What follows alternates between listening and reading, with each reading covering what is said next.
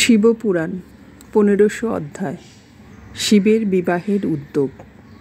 সমস্ত ব্যাপার অবগত হয়ে শিব আপন আত্মীয় স্বজনদের সঙ্গে বিবাহের অনুষ্ঠানের উদ্যোগ করার জন্যে কৈলাস পর্বতে করলেন গমন। স্মরণ করলেন দেবর্ষি নারদকে। সত্বর উপস্থিত হলেন দেবর্ষি। সমস্ত ঘটনা শুনে খুব খুশি। এবার মহেশ্বর দেবর্ষিকে দায়িত্ব দিলেন ত্রিভুবন ঘুরে ঘুরে সবাইকে নিমন্ত্রণ করার জন্যে। বললেন, ব্রহ্মা বিষ্ণু দেবগণ থেকে যক্ষ গন্ধর্ব কিন্নর সিদ্ধমুনি ঋষি কেউ যেন বাদ না পড়ে। এও বলবেন, যারা আমার বিয়েতে না আসবে তারা আমার আত্মীয় নন। গোলকেতে তুমি ঋষি যাইবে প্রথমে, যাইয়া করিবে দেখা মহাবিষ্ণু সনে। তাহাকে জানাইবে আমার নিমন্ত্রণ, সুমধুর বিনয়েতে বলিবে বচন। কৈলাসনাথ মহেশ্বর গিরিরাজ কন্যারে আয়োজন করিয়াছে বিবাহ করিবারে। আপনারে যেতে হবে আছে নিমন্ত্রণ, দেবঋষি যাবেন তথা মাতি ত্রিভুবন। শুনুন নারদ মুনি, আপনি আগে গোলকে মহাবিষ্ণুর সঙ্গে দেখা করে তাকে বিনয়ের সহিত আমার বিবাহের নিমন্ত্রণ জানাবেন। সেখান থেকে যাবেন ইন্দ্রলোকে, তারপর চন্দ্রলোকে, তারপর মর্তভূমিতে। যত ঋষি রাজা মহারাজ আছে তাদের জানাবেন আহ্বান। দেবর্ষি তখন বীণাযন্ত্র বাজিয়ে নিমন্ত্রণে বাহির হলেন। নারদ তখন আনন্দেতে বীণাযন্ত্র ধরে, জয় মহেশ্বর জয় নারায়ণ জয় নারায়ণ হরে। হরে মুরারে মধুকৈটভ্য ভারে, গোপাল গোবিন্দ মুকুন্দ সৌরে। জয় ভোলানাথ জয় গিরিরাজ জয় নারায়ণ জয় জগদীশ্বরে। গোলকে মহাবিষ্ণুর সঙ্গে দেখা করে তাকে আমন্ত্রকপূর্বক নারদ গেলেন ব্রহ্মার সহিত সাক্ষাৎ করতে। সেখান থেকে ইন্দ্রলোকে, তারপর চন্দ্রলোকে, তারপর মর্তভূমি ও পাতালপুরীতে। ত্রিভুবনের সবাইকে আমন্ত্রণ জানিয়ে ফিরে এলেন শিবের কাছে। ত্রিভুবনে শিবভক্তগণ শিবের সেবায় অভিলাষী হয়ে তার জন্যে বহুতর উপহার দিলেন পাঠিয়ে। গন্ধর্ব ও অপ্সরাগণ এসে গীত বাদ্য নৃত্য শুরু করল। মাতৃকাগণ শিবকে সাজাতে বসলেন। সানাইয়ের সুর বাজতে লাগল মিলন মধুর স্বরে। শিবের বিবাহ সজ্জা। শিবের বেশভূষা স্বতঃসিদ্ধ, সেজন্যে তার নতুন বেশের প্রয়োজন নেই। তবু মাতৃকাগণ সেই শিবের প্রীতির জন্যে নানা ভূষণে সাজিয়ে দিলেন। চাঁদ হলো তার মুকুট, কপালের তৃতীয় চক্ষুটি তিলক দিয়ে সাজিয়ে দেওয়া হলো, কানের কুণ্ডলটি যেমন ছিল তেমনই রইল, তার গায়ের ভস্য নিল চন্দনের রূপ, সর্পগুলি নানান মণিময় অলঙ্কারে হলো পরিণত। শিবপুরাণ 1600 অধ্যায়। শিবের বিবাহযাত্রা। শিবের সঙ্গীগণ নানা পোশাক পরিচ্ছেদে সজ্জিত হয়ে নানান বাদ্য বাজাতে লাগল। ব্রহ্মা বিষ্ণু আদি দেবতা ও ঋষিগণ শিবের বরযাত্রী হতে কৈলাসে হলেন উপনীত। গঙ্গা ও সাগর দিব্য রূপ ধারণ করে এসেছেন। গন্ধর্ব চারণ সিদ্ধ কিন্নর সবাই এসেছেন মহানন্দে। নানান বাদ্য লাগলো বাজাতে। শিবের প্রিয়জন এসেছেন কৈলাসে বরযাত্রী ব্রহ্মা আদি দেবগণ। ঋষিগণ সবে চামর ঢুলায়, মুখে তাদের বেদগান। মহেশ্বরের বিবাহ লাগি আজ তাদের অভিযান। অনন্তর শুভলগ্নে সবাই কৈলাস থেকে বের হলেন হিমালয়ের গৃহে যাওয়ার জন্য। শিব দেবতাগণকে আগে আগে যেতে বললেন। কত শত রকমের বাদ্য বাজছে, কত রকমের বাজি পোড়ানো হচ্ছে, তার তুলনা নেই। এরকম বরযাত্রীর অতুলনীয় শোভাযাত্রা কেউ কখনো দেখেননি।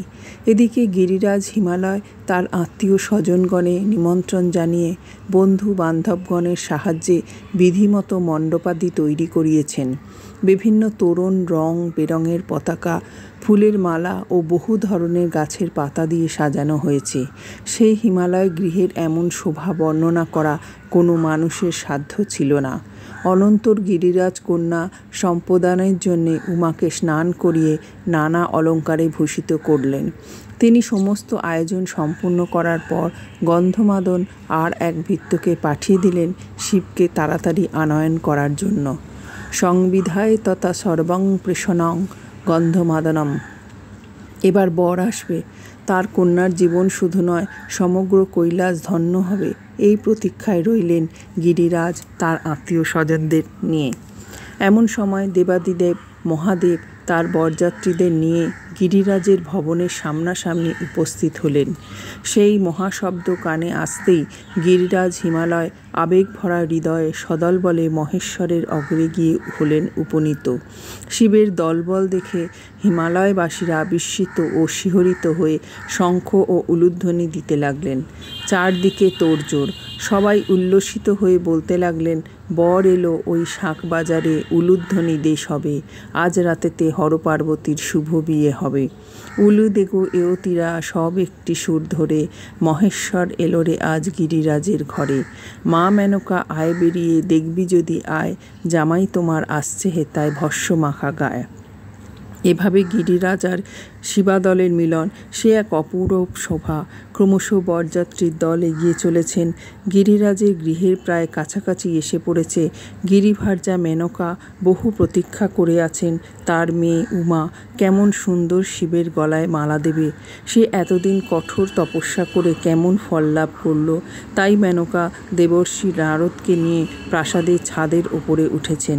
অন্তর্যামী শিব মেনকার মনের ভাব জানতে পেরে যাতে তার বুদ্ধিভ্রম হয় তেমন রূপ দেখাবেন এই সিদ্ধান্ত নিয়েছেন।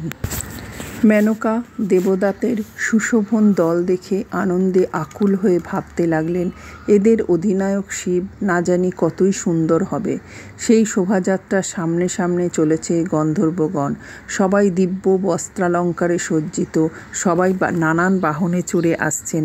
কত বাজনা, অপ্সরাদের কত রকম নৃত্য।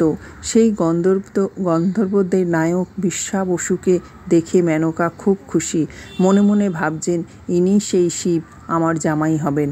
তখন দেবর্ষি নারদ বললেন, ইনি দেবতাদের একজন গায়ক। দেবর্ষির কথা শুনে মেনকা মনে মনে ভাবলেন, সেই শিবের এর চেয়ে হয়তো রূপে শ্রেষ্ঠ হবে। তারপর এলেন যক্ষের দল, তাদের অধিপতি কুবের। তার সৌন্দর্য দেখে মেনকা তাকেই শঙ্কর মনে করলেন, কিন্তু নারদ বললেন, এই যক্ষরাজ কুবের। তারপর এলেন বরুণ, তার সৌন্দর্য পূর্বের সবার থেকে আরও অধিক, আর তার দলবলের তুলনাই হয় না। মেনকা এবার স্থির সিদ্ধান্ত করলেন, উমার জীবন সার্থক হবে এই শিবকে পেয়ে। কিন্তু নারদের কথায় তিনি আরও অবাক হয়ে গেলেন। পরম শোভাযাত্রা করে যমরাজ এসেছেন, বরুণের থেকেও যমের শোভা যেন দ্বিগুণ, কিন্তু তিনি শিব নন। নারদের কথা শুনে মেনকা আরও অবাক হয়ে গেলেন। তিনি ভাবছেন, শিব তাহলে কেমন সুন্দর তিনি সেজেছেন। আমার উমা তাহলে আচ্ছা বর লাভ করেছে, উমার কপাল কি দারুণ ভালো। এভাবে ক্রমে ক্রমে পথঘাট আলো করে এলেন দেবরাজ ইন্দ্র, তারপর সূর্যদেব, তারপর আরও আলো ঝলমল পোশাকে সজ্জিত হয়ে এলেন চন্দ্রদেব, তার পিছনে ব্রহ্মা। মেনকা তাকেই রুদ্র মনে করলেন। নারদ বললেন, আগের জন ইন্দ্র, তারপর সূর্যদেব, তার পিছনে চন্দ্র এবং ব্রহ্মা।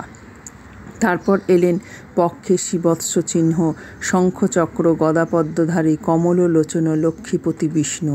তার লাবণ্য কোটি মদনের সমতুল্য। তার রূপ দেখে মেনকার আর কোনো সন্দেহ হলো না যে ইনি মহেশ্বর। তিনি ভাবছেন, আমার কন্যার ভাগ্যের সীমা নেই। কিন্তু আবার নারদের মুখে যেইমাত্র শুনলেন যে তিনি স্বয়ং লক্ষ্মীপতি নারায়ণ, অবাক হয়ে গেলেন মেনকা। বললেন, যার বরযাত্রী এমন, তাহলে সেই শিব আরও কত সুন্দর। নারদ বললেন, আপনি সত্যই বলছেন, তিনি এদের অপেক্ষা সুন্দর, তার রূপের তুলনা নেই, তিনি অবর্ণনীয়। তারপর ভৃগু আদি মুনিগণ মনের আনন্দে আসছেন, সবার মুখে বেদধ্বনি। তাদের মধ্যে দেবগুরু বৃহস্পতি, তাকে দেখে মেনকা ভাবলেন, ইনি সেই মহেশ্বর হবেন। কিন্তু নারদ বললেন, ইনিও শিব নহেন, ইনি হলেন দেবগুরু বৃহস্পতি। মেনকা নারদের মুখে এমন কথা শুনে ভাবলেন, যিনি জগতের সার তাকে তো দেখলাম, কিন্তু এই বৃহস্পতি অপেক্ষাও শ্রেষ্ঠ যে শিব, তিনি কেমন হবেন। এই সময় রুদ্র সেখানে উপস্থিত হলেন। নারদ বললেন, এই যে ইনি মহেশ্বর, আপনার ভাবী জামাই। সেই সঙ্গে তিনি অঙ্গুলির দ্বারা শিবের অনুচরদের প্রধানগণের নাম বলে বলে দেখিয়ে দিচ্ছেন, যত সব ভূত প্রেত আর পিশাচের দল। কারো মুখ বাঁকা, চোখ টেরা, কেউ কদাকার কৃষ্ণবর্ণ ভয়ঙ্কর, কেউ খোঁড়া, কেউ ওপর দিকে পা করে হাঁটছে, কারো মূলোর মতো দাঁত, কুলোর মতো কান, আবার কারো কাঁটার মতো চোখ। কেউ বাজাচ্ছে করতালি, কেউ সিঙ্গা, কেউ ডমরু, যাতে মেনকা ভীত হয়ে এমন ব্যবহার করছে তারা।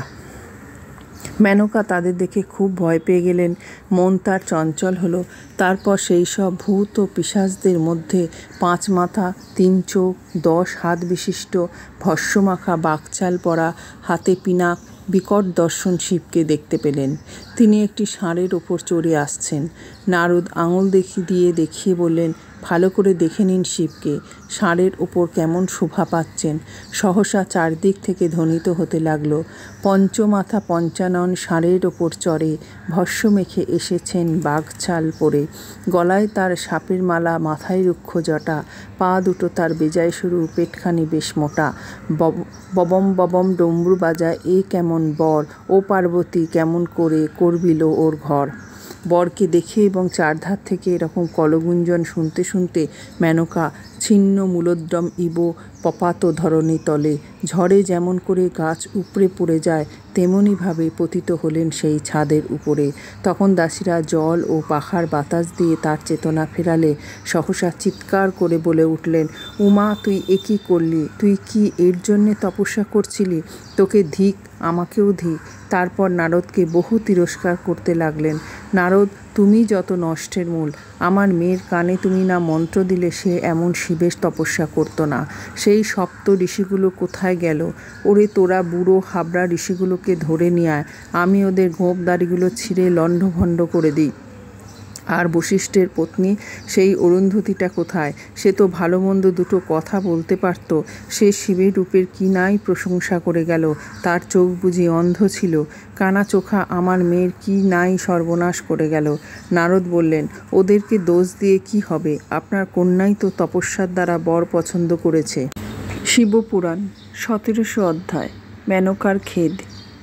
মেনকা একটু চিন্তা করে বললেন, ঠিকই বলেছেন দেবর্ষি, আমার কন্যারই তো দোষ।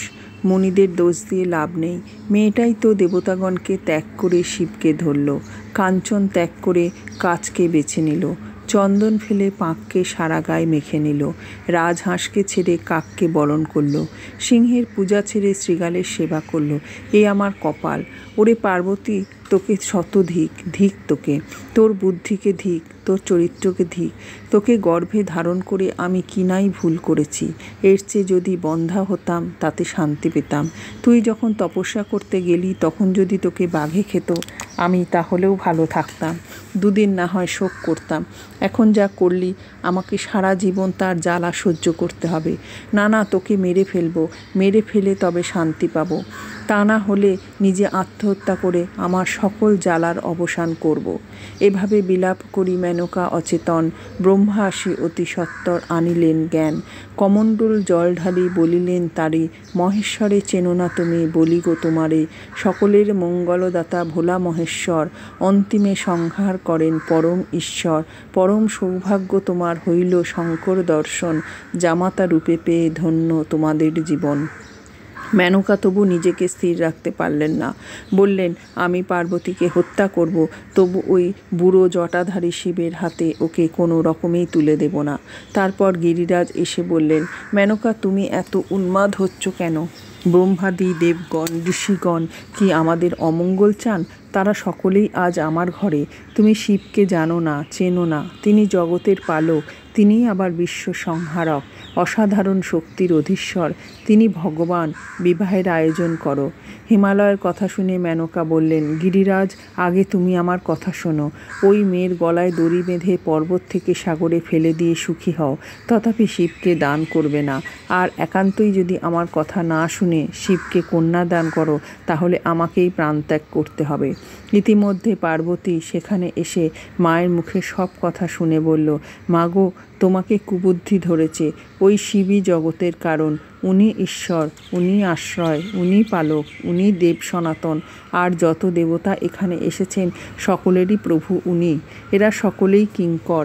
শিবের হাতে তোমার ওই কন্যাকে তুলে দিয়ে জীবন সার্থক করো, আর দুঃখ করো না। আর যদি তুমি আমাকে একান্তই শিবের হাতে না দিয়ে অন্য কোনো দেবতাকে দান করতে চাও তাহলে আমি তাকে কখনোই বরণ করতে পারবো না। আমি কায়মনোবাক্যে সেই শিবকেই বরণ করেছি, শিবই আমার বর। উমার মুখে এমন কথা শুনে মেনকা ভীষণভাবে ক্রুদ্ধ হয়ে দাঁতে দাঁত ঘষতে ঘষতে তাকে ধরে মুষ্টির আঘাত করতে লাগলেন। বাঁধিয়ে বসলেন এক বিভ্রাট। তখন নারদাদি ঋষিগণ মেনকার হাত ধরে পার্বতীকে তার হাত থেকে ছাড়িয়ে দূরে সরিয়ে নিয়ে গেলেন। মেনকা পার্বতীকে তিরস্কার করে বলতে লাগলেন, এই দুষ্টা মেয়েকে নিয়ে আমি কি করি? ওকে গরল খাইয়ে মারব, ওকে কেটে টুকরো টুকরো করে সমুদ্রের জলে ফেলে দেবো, তা না হলে আমি নিজেই আত্মহত্যা করব। আজ আমি মরব। বলতে বলতে উন্মাদিনীর মতো ছুটোছুটি করতে লাগলেন। গিরিরাজ বললেন, মেনকা, আমার কথা একটু শোনো, তুমি রাগ করো না, একটু ধৈর্য ধরো। মেনকা রাগ কিছুটা কমিয়ে বলল, এই দুষ্টু মেয়েটা বিয়ের জন্যে উন্মাদ হয়ে গেছে। বিয়ে পাগলি হয়ে একটা নাম গোত্রহীন বুড়োকে মালা দেবে বলে ঠিক করেছে। তারপর পাশে অবস্থিত ব্যক্তিবর্গের দিকে তাকিয়ে বলল, আপনারা বলুন তো, যার পিতামাতা নেই, বন্ধুবান্ধব নেই, কুলগোত্র নেই, রূপ ঐশ্বর্য নেই, ঘর পর্যন্ত নেই, এমনকি বিদ্যা, ধন ও বয়স পর্যন্ত নেই, এমন পাত্রের হাতে কেউ কন্যাদান করতে চায়? উত্তর দিন, তাড়াতাড়ি আমার কথার জবাব দিন। এমন সময় বিষ্ণু সেখানে এসে বললেন, হে মেনকে, তুমি পিতৃগণের মানস কন্যা, তাতে আবার গিরিরাজ হিমালয়ের পত্নী। এমন ধর্মের আধারভূতা হয়ে তুমি কেমন করে ধর্মত্যাগ করতে চাইছ? ব্রহ্মা, আমি এবং ঋষিগণ সবাই কি বিরুদ্ধ কথা বলছি? তুমি একাই কি কেবল শুভ কথা বলছো? আসলে তুমি শিবতত্ত্বের কিছুই জানো না। এই ত্রিলোকে কেউ তার রূপ বর্ণনা করতে সক্ষম নয়। তিনি অজয়, অমর, তার প্রকৃত স্বরূপ নেই। তিনি স্বয়ংভূ, সত্য, সনাতন, শান্তনম শিবম সুন্দরম। শ্রীহরি এই রূপে আরও বহু শিবতত্ত্ব বিষয়ক কথা বলে মেনকা দেবীকে একটু শান্ত করলেন। শিবপুরাণ 1800 অধ্যায়। হরপার্বতীর বিবাহ। অনন্তর নারদ শিবের কাছে গিয়ে তাকে তার মনোহর রূপ দেখাতে অনুরোধ করলে মহেশ্বর বললেন, হ্যাঁ নারদ, আমি জানি বিবাহের ক্ষেত্রে কন্যার মাতা জামাতার রূপ দেখতে চান। পিতা চান জামাতার উচ্চবংশ ও ধনদৌলত আর আত্মীয় স্বজন ভুরিভোজ করে আহার করতে চান। তাই আমি এক্ষণে রূপ দেখিয়ে সবাইকে প্রলুব্ধ করেছি। তুমি গিরিরাজ রানীকে তার ভাবী জামাতার প্রতি দৃষ্টি নিক্ষেপ করতে বলো। সহসা মেনকা দেখলেন শিবের বর্ণ কোটি সূর্যের আলোতে উদ্ভাসিত। তার ত্রিনয়নে মোহময় দীপ্তি, মস্তকে উজ্জ্বল কিরীট, পরিধানে বিচিত্র বসন আর বদনে মধুর হাসি। তার বাহন ষাঁড়ের শোভাও অবর্ণনীয়। স্বয়ং সূর্যদেব তার মাথায় ছত্র ধরেছেন, চন্দ্র চামর ব্যজন করছেন, অষ্টসিদ্ধি ঝিলিক দিচ্ছে তার শরীরে। মুহূর্তে মুহূর্তে হচ্ছে তাদের পট পরিবর্তন। ব্রহ্মা, বিষ্ণু, ইন্দ্রাদি দেবতাগণ ওং নমঃ শিবায়, জয়তে শিবায় বলে তার জয়ধ্বনি করছেন। গন্ধর্বগণ গান গাইছেন মধুর সুরে। গঙ্গা, যমুনা চামর ধরে দণ্ডায়মানা, আর অপ্সরাগণ ঢেউ ভাঙা কোরাসের সুরে করছেন নৃত্য পরিবেশন। এমন আলো ঝলমল রূপযৌবন সম্পন্ন মহাদেবকে দেখে মেনকা স্থির করে কিছুক্ষণ দাঁড়িয়ে রইলেন। নিজের চক্ষুকে বিশ্বাস করতে পারলেন না। তাহলে ইতিপূর্বে কি ভুল দেখেছিলেন? না, মহেশ্বর জাদুমন্ত্রে নিজের রূপের পরিবর্তন করে নিল। দেবতাগণ তার কাছে শিবের রূপের যে বর্ণনা দিয়েছিলেন তা তো সম্পূর্ণ সত্য। নিশ্চয়ই তার দৃষ্টি বিভ্রম হয়েছিল। তিনি লজ্জিত হয়ে তার কন্যার কাছে মাথা নত করে দাঁড়ালেন। তারপর ব্রহ্মা, বিষ্ণু সঙ্গে শিবে স্তব করতে লাগলেন। সহসা কারা যেন চিৎকার করে বলে উঠল, ওরে তোরা দেখবি জামাই, আয় রে ছুটে আয়, সোনার বরণ জামাইয়ের দেহে উজান বয়ে যায়। ভাগ্যবতী উমা মোদের ভাগ্যফলের জোরে তপস্যাকে করল সার্থক, যাবে শিবের ঘরে। এ কথা শুনে হিমালয়পুরে যত রমণী ছিল সকলেই এলো শিবকে দেখতে। যে ব্যক্তি যে কাজে ব্যস্ত ছিল সব ফেলে ছুটে এসেছেন। শঙ্করের রূপ দেখে সবাই বিস্মিত ও পুলকিত, সবাই মুগ্ধ। সবাই এক সুরে বলল, পার্বতী মহাভাগ্যবতী। কে বলে জামাইকে দেখতে খারাপ? ওরা সব ভুল দেখেছিল। ওরা ভূত দেখেই ভয় পেয়েছিল। জামাইয়ের এমন নয়ন ভুলানো রূপ যে দেখবে তারই হৃদয় মায়া, মমতা, স্নেহে ভরে উঠবে। তপস্যা ছাড়া এমন রূপবান পতি লাভ অসম্ভব। উমা তোর ভাগ্য ভালো, ধন্য তপবল, জীবন আজি ধন্য হলো, সার্থক কর্মফল। এই কথা বলে সেই রমণীগণ চুয়া চন্দনে শিবের করলেন পূজা। মেনকাও শাশুড়ি হয়ে শিবের প্রতি এমনই শ্রদ্ধা ও ভক্তিতে আচ্ছন্ন হয়েছিলেন যে তিনিও সুন্দর বেশ করে সুন্দর রূপধারী শিবের পূজা করে তাকে বরণ করে নিলেন। উমার মুখে তখন মৃদু হাসির ছোঁয়া আর চোখের কোণে চলচপলার চকিত চমক। হৃদয়ে অনুরণিত হচ্ছে সদা জয় জয় শঙ্কর পশুপতি পিনাকধারী। অতঃপর ব্রহ্মা ঋষিগণকে নিয়ে বিবাহ বেদিতে হলেন উপনীত। শিবকে সেই বেদিতে নিয়ে যাওয়া হলো। গিরিরাজ ও মেনকাকে নিয়ে সেখানে উপনীত হলেন। ব্রহ্মার সঙ্গে ঋষিরা বেদমন্ত্র উচ্চারণ করে হর পার্বতীর নাম গাইতে লাগলেন। গিরিরাজ শিবকে আহ্বান করে পদ্মাদি সকল বিধিমতো করলেন দান। অতঃপর সেই বেদিতে অগ্নি জ্বালিয়ে বিবাহের কাজ শুরু হলো। মালা বদল, অগ্নি প্রদক্ষিণ সবই সম্পন্ন হলো। তারপর শুভ স্বস্তিনয়ন করা হলো। সেই সময় সকল দেবতাগণ হর পার্বতীকে করলেন নমস্কার, পাঠ করলেন স্তোত্র। প্রভু মিশো মনীষো মহেশ গুণম গুণহীন মহিষ গরলাভরণম রণ নির্জিত দুর্জয় দৈত্যপুরম প্রণমামি শিবং শিব কল্পতরম। শুরু হলো সপ্তপদী। 7 বার শিবকে প্রদক্ষিণ করলেন পার্বতী। চলছে পুষ্পবর্ষণ। সেই সময় দেবতা, গন্ধর্ব, কিন্নর, অপ্সরাগণ পরম আনন্দে নিত্যগীত ও বাদ্য সহকারে মেতে উঠলেন। উভয় পক্ষে শঙ্খ বাজছে বাজছে বাদ্য বাজনা। প্রদক্ষিণ কাজ শেষ হলে শুভদৃষ্টির নিমিত্ত শিবের অগ্রে পিঁড়ির উপরে কয়েকজন পার্বতীকে উচ্চে করলে ধরলেন। লজ্জায় অভিভূত হলেন পার্বতী। তখন বর কনে উভয়ের মুখে একটি বস্ত্র আবৃত করা হলো। সকলে পার্বতীকে বরের মুখ দেখতে বললেন, কিন্তু জনসমক্ষে পার্বতীর পক্ষে মুখ দেখা লজ্জার ব্যাপার হয়ে দাঁড়ালো। বিবাহ অনুষ্ঠানের এই মজাদার ও শুভ মঙ্গল মুহূর্ত। সখীরা বলে, লজ্জা কিসের? বরের মুখ না দেখলে দোষ হয়। তখন পার্বতী চোখ মেলে চাইলেন। মিলন হলো 4 চোখের। 4 নয়নে যেন 4টি কথা হলো, আমি তোমার, তুমি আমার। তারপর পার্বতীর গলায় মালা পরিয়ে দিলেন মহেশ্বর, আর পার্বতী ও মহেশ্বরের কণ্ঠে পরিয়ে দিলেন মালা। তবে উমা জগৎমাতা শিবের গলায় মালা দিয়ে আত্মসমর্পণ করিল তথায়। ওদিকে চলছে ভোজন পর্ব। গিরিরাজ বহুবিধ আহার্যের আয়োজন করেছেন। দেবতা, রাজা আর মুনি ঋষিদের ব্যাপার, তাদেরকে তো সাধারণ খাবার দেওয়া সম্ভব নয়। আর শিবের বিয়ে বলে কথা, তাই নাম না জানা মিষ্টান্ন, পায়সান্ন, ক্ষীর, ছানার ব্যাপার সবই অঢেল ও উপাদেয়। শিবের সহচরগণ অতিরিক্ত ভোজন করে কেউ বমি করছে, কেউ বা মাটিতে গড়াগড়ি যাচ্ছে, আবার কেউ চিৎপাত হয়ে পড়ে আছে। গিরিরাজ হিমালয় দেবতা ও ঋষিগণের সামনে এসে বললেন, আজ আমার জীবন সার্থক হলো। মেনকা সেখানে এসে শিবকে নিন্দা করার জন্য সকলের কাছে ক্ষমা চেয়ে নিয়ে বললেন, আমি জামাইকে চিনতে না পেরে যেসব মন্দ কথা বলেছি সেজন্য সবার কাছে এবং জামাতার কাছে ক্ষমা চেয়ে নিচ্ছি। আমার সমস্ত অপরাধ মার্জনা করুন। আমি মহেশ্বরকে জামাই করতে পেরে ধন্যা। এই কন্যার জন্যেই আমার কুল পবিত্র হলো। এই কন্যা যদি না জন্মাতো তাহলে আমার ভবনে ব্রহ্মা, বিষ্ণু, মহেশ্বরের আগমন হতো না। তাদের এবং অন্যান্য দেবতা ও ঋষিগণের পদব্রজে পবিত্র হতো না এই কুল। তখন দেবতা ও ঋষিগণ আনন্দ ভরে গিরিরাজ ও মেনকাকে বললেন, হে গিরিরাজ, তুমি ধন্য, তোমার জীবন আজ সার্থক। হে গিরিরাজ পত্নী, তুমি কৃতার্থা, যেহেতু তোমার গর্ভে পার্বতীর জন্ম হয়েছে। তারপর দেবতা ও ঋষিগণ সকলকে আশীর্বাদ করে বিদায় নিয়ে নিজ নিজ স্থানে করলে গমন। দেবী পার্বতী মহাদেবের সঙ্গে বৃষের পিঠে চড়ে কৈলাসাভিমুখে চললেন। গন্ধমাদনাদি গিরিরাজের আত্মীয়গণ তাদের করলেন অনুগমন।